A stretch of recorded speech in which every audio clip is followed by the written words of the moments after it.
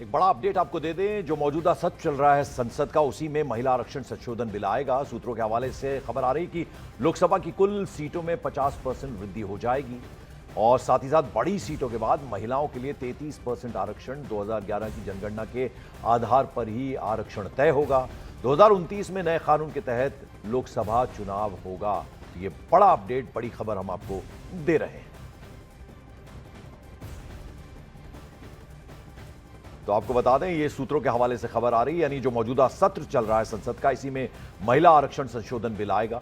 लोकसभा की कुल सीटों में 50% वृद्धि हो जाएगी और सूत्रों के हवाले से खबर है कि बढ़ी सीटों के बाद महिलाओं के लिए 33% आरक्षण होगा। 2011 की जनगणना के आधार पर ही आरक्षण तय होगा। यतेंद्र शर्मा हमारे पॉलिटिकल एडिटर इस खबर पर हमारे साथ हैं। जरा अपडेट दीजिए यतेंद्र।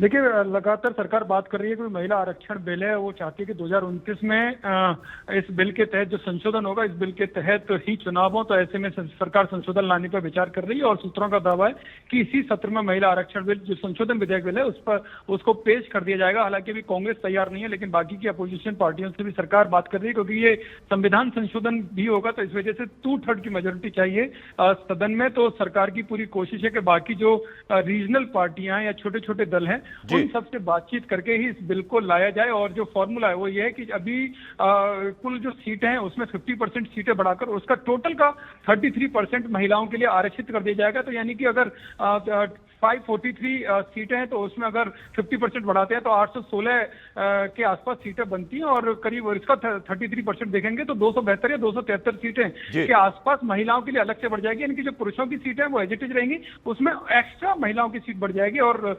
2029 में इस फॉर्मूले के तहत चुनाव कराने पर सरकार विचार कर रही है। Thank you so much Yatendra Sharma.